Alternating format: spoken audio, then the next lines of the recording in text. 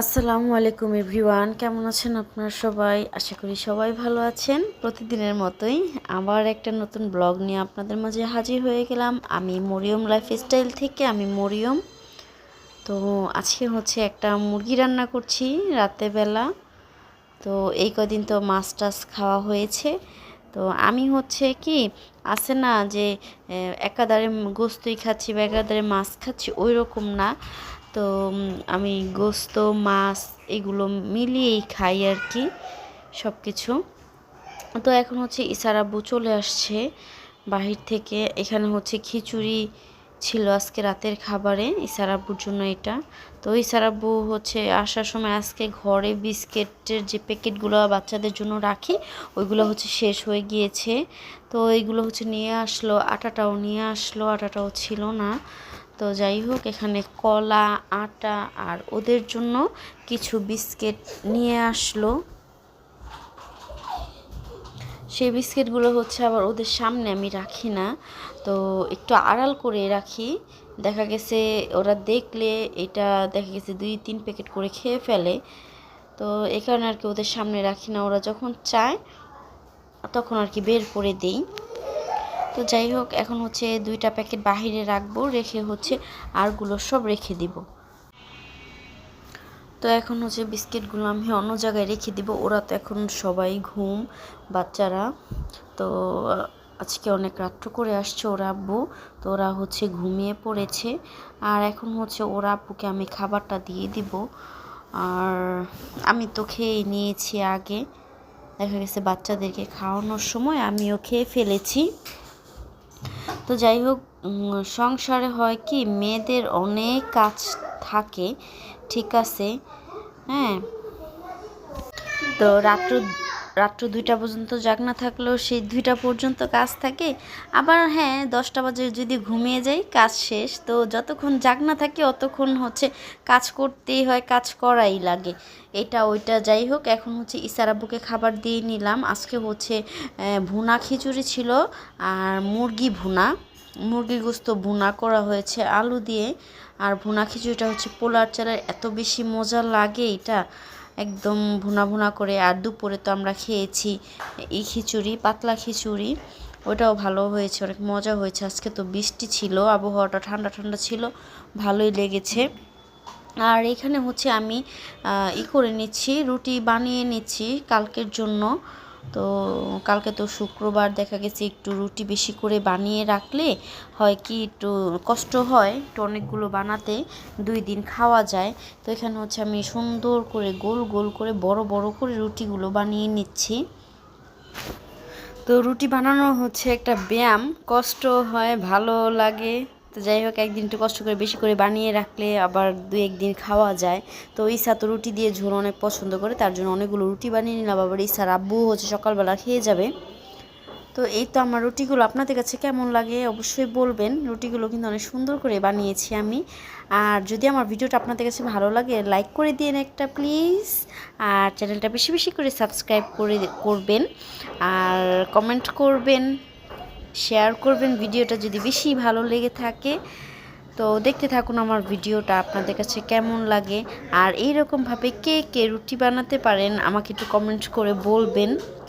তো আগে কিন্তু আমি এরকমভাবে রুটি বানাতে পারতাম না, আর আমার বেশি দিন সময়ও লাগেনি এভাবে রুটিগুলো শেখা। মানে বানাতে বানাতে হয়ে গিয়েছে হয়তো বা বেশি দিন লাগেনি, 5-7 দিনের মতন লেগেছে। তারপরে কিন্তু আমি এত সুন্দর করে রুটিগুলো বানাই, আমার কাছে অনেক ভালো লাগে। আর আমার রুটিগুলো যেই দেখে না অনেক বেশি প্রশংসা করে, অনেক সুন্দর হয়েছে। অনেকেই বলে যে মেশিনে বানানো হয়েছে নাকি।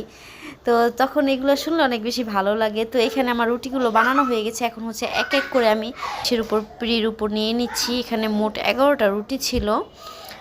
এই তো রাতে বসে বসে গান শুনতেছিলাম আর হচ্ছে বানাইতেছিলাম, ভালোই লেগেছে।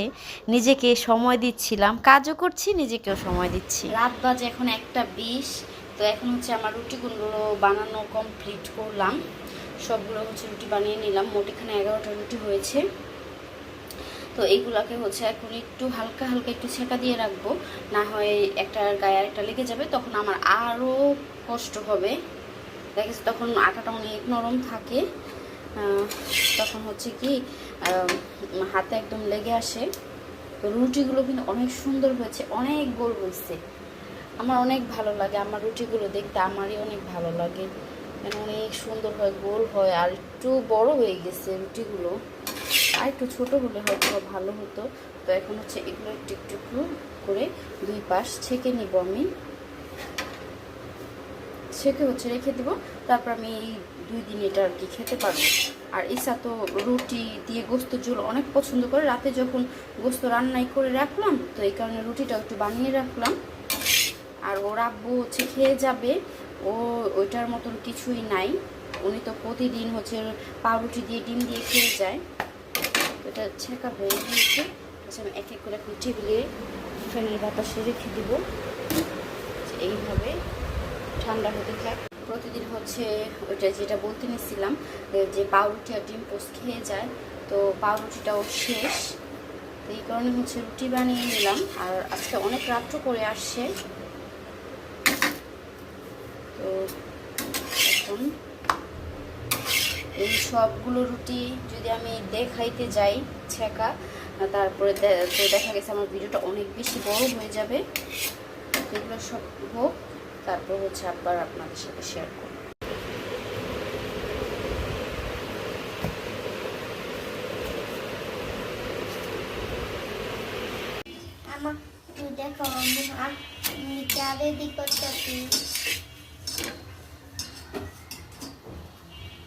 আর এখানে হচ্ছে চা বানাই নিতেছি, চা বানাই যাচ্ছি। আর এখানে রুটি ভেজে নিলাম, কালকে রাতে বানিয়ে রেখেছিলাম। কালকে রাতে অনেক দেরি করে ঘুমিয়ে গেছিলাম। আপুর সাথে দেখা হয়নি কালকে তোমার? ওলা আনছে, আটা আনছে, কি বিস্কুট আছে, নুনটা বিস্কুট আছে, এনার্জি বিস্কুট আছে, টিপ বিস্কুট আছে। ওই রুটিটা অনেক সুন্দর ফুলছে। এই যে আরো হচ্ছে এতগুলো রয়ে গেল, এগুলো হচ্ছে আবার আরেকদিন খাওয়া যাবে, কালকে খাওয়া যাবে। একটু আগে হচ্ছে আব্বা দেশ থেকে আসলো, তো যা যা এনেছে ওইটা হচ্ছে আপনাদের সাথে শেয়ার করব। তো কিছুদিন আগে তো আমিও দেশে গিয়েছিলাম, তো তখন দেখেছিলাম মরিচগুলো ছোটো ছোটো ছিল। আচ্ছা খুলে নিই, তারপর আপনাদেরকে দেখাচ্ছি। এই তো এখানে হচ্ছে এটা কি জানি বিলাতি ধনিয়া পাতা, সরি আমি ভুলে গেছিলাম, বিলাতি ধনিয়া পাতা। আর এখানে হচ্ছে যে দেশি মুরগির ডিম, আর এখানে হচ্ছে কাঁচা মরিচ কিছু ছোট বড় মিলানোই আছে। এবার মরিচগুলো বেশি বড় হয়নি আমাদের, এই তো মরিচগুলো, এই মরিচগুলো আবার অনেক বড় বড়। তো যাই হোক, যেমনই হোক মরিচগুলো অনেক বেশি টেস্ট আর অনেক ঝাল, এই কারণে এত ভালো লাগে। এখানে কিন্তু অনেকগুলো মরিচ আছে। আর এখানে হচ্ছে বিলাতি ধনিয়া পাতা, আর এখানে হচ্ছে দেশি মুরগির ডিম, এটা হচ্ছে ইসা আয়েশার জন্য। আর এইখানে তো আরো কিছু আছে, এই যে কাঁচকলা, তারপরে হচ্ছে পেঁপে, তারপরেও আবার একটা কাঁচকলা, এখানে আরো আছে কাঁচকলা, পেঁপে, এই যে এখানে হচ্ছে কাঁচকলা, পেঁপে, এটাও পেঁপে, এটা ছোটই ছিল, এগুলো হচ্ছে কাঁচা পেঁপে, এভাবে খেতে হবে। আর দুধ এনেছে, মেইন হচ্ছে দুধটাই, ওটার জন্য আর কি আসা। আর এই তো কাঁচা বাজার।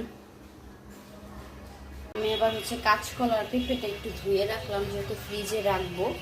তো উপরে হচ্ছে কষ ছিল, ময়লা টলা ছিল, ওইগুলো হচ্ছে ফেলে রাখলাম। আর মরিচ এগুলো আর ধুইনি, এগুলো হচ্ছে এখন এভাবে ফ্রিজে রেখে দিব। মরিচ ডিম ধোয়াই আছে, এগুলো তো আমাদের পালা মুরগির ডিম, তো যখন রাখে ফ্রিজে ধুয়েই রাখে। আর এগুলো এইভাবে রেখে দিব। এই যে দুধটা হচ্ছে জাল করে আনলাম, যেটা আব্বা দেশ থেকে এনেছিল।